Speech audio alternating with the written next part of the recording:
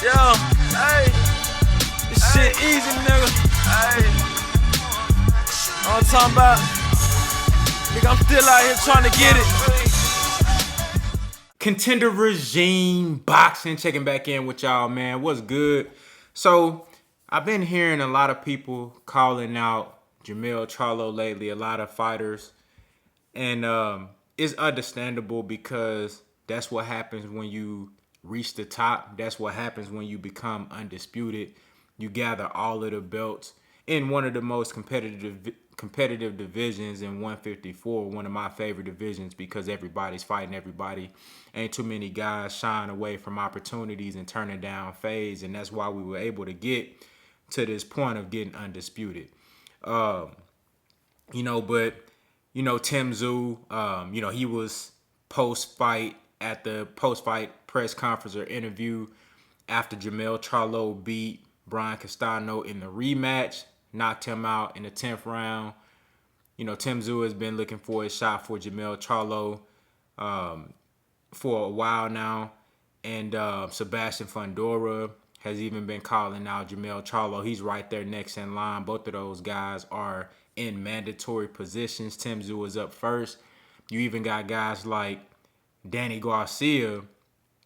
Danny Garcia he had just recently made his move to 154. He's actually about to fight Jose Benavidez Jr. In a fight that I really like Danny Garcia in at 154. Both of those guys have moved up from 147. You got Terrence Crawford, who have been going back and forth with Jermell Charlo. So it's just a lot of guys calling out, Jermell Charlo. Everybody want that spot. Everybody, feel like they can fuck with Jermell Charlo at 154. That shit look different from the outside, and y'all know I love Earl Spence Jr. Even Earl Spence Jr. is open to the idea of fighting Jermell Charlo. He said, of course, it got to make sense. It got to be for a big bag or else it ain't even worth it fighting your stablemate and a guy that you train with, a guy that you are genuine friends with. So it's a dope thing to see the competitive spirit amongst these fighters in and around that weight class, man. And I think 154 is going to be a hotbed for an abundance of talent in the next couple of years. Whether Jermell Charlo is there or not, you're going to have Earl Spence. You're going to have Jerron Boots Ennis up there, I think, in a couple of years. Jerron Ennis said he ain't moving up until he get all the belts at 47. So he probably won't be at 54 till about 2-3 years minimum. You got, like I said, Danny Garcia's there. He's on the latter half of his career.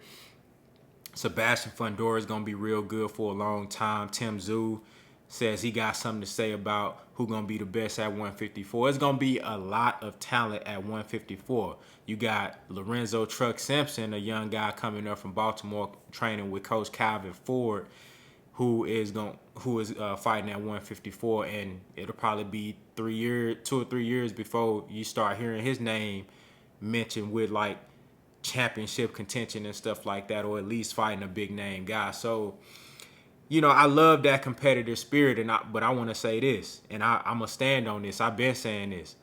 Nobody beats Jermell Charlo at 154. When he's on top of his game, that Tony Harrison fight, the first one, was a very competitive fight in which I still believe Jermell Charlo won. However, it was very competitive, and Tony Harrison being a really, really good boxer, some may even argue an excellent boxer who has size and length and boxing IQ, was able to do some things versus Jermell Charlo in that first fight, and he looked decent in the second fight as well. Sometimes, man, there's just a stylistic matchup and personalities that mesh so well with each other. No matter how many times you fight, you gonna get a competitive fight. I think that was the case for Jermell Charlo and Tony Harrison. But when Jermell Charlo is fighting how he did versus Brian Castano in that rematch, when he listened to his coach, when he focused on the game plan, he stick to the game plan, and he used his boxing IQ to make subtle adjustments within the game plan in order to put together a complete performance. When he does those things like he did on that night, nobody at 154 beats Jermell Charlo, and that goes for Earl Spence, that goes for Terrence Crawford, I think Terrence Crawford gets stopped brutally versus Jermell Charlo at 154. Tim Tszyu, I think he gonna get stopped brutally. The Sebastian Fundora fight is a very interesting one. That fight is gonna be extremely interesting because Sebastian Fundora is 6'5", 6'6", and he has a motor like Errol Spence and throws 1,000 punches, and he got power, and he's fucking 6'6" fighting at 154. It's a different type of look. Something that you really can't prepare for. Like, who can you train? If you fight at 154, who you gonna spar that's gonna give you a Sebastian Fundora look? Nobody. You know what I'm saying? So that's probably the most interesting match. I don't want to see Errol Spence and Jermell Charlo fight because I just think I don't like the idea of two guys who have the same trainer, one of them having to fight without their trainer in the fight. That shit just sounds stupid as fuck to me. I'm gonna be honest with you. And I favor Jermell Charlo in that fight. You know what I'm saying? But I know that Derrick James is gonna coach Errol Spence if that fight ever happened. And I don't like the idea of Jermell Charlo fighting without Derrick James. That's stupid. It don't make sense. You know what I'm saying? It's a fight that just don't have to happen. Danny Garcia, I think Danny Garcia gets stopped. I think Danny Garcia would be the first time he gets stopped in his career if he fight Jermell Charlo. You know what I'm saying? But I don't think anybody beats Jermell Charlo at 154. As long as he's fighting how he fought versus Brian Castano, with that same focus, with that same vigor, with that same intensity, being able to turn it up when you need to, with everything on the line. I think that fight, he already had confidence out this world, but I think that fight gave him even more confidence and, just pushed him over that edge to where he know, look, all right, I can accomplish shit that I set out to accomplish. I wanted to be undisputed. I've done that. And I seen what happens when I listen to my coach. I seen what happens when I put it all together. Jermell Charlo has shown us flashes time after time after time, but I think on that night he really put it all together. The boxing ability, the footwork, the ring generalship, the jab, the combination punches, the counter punching ability, the power.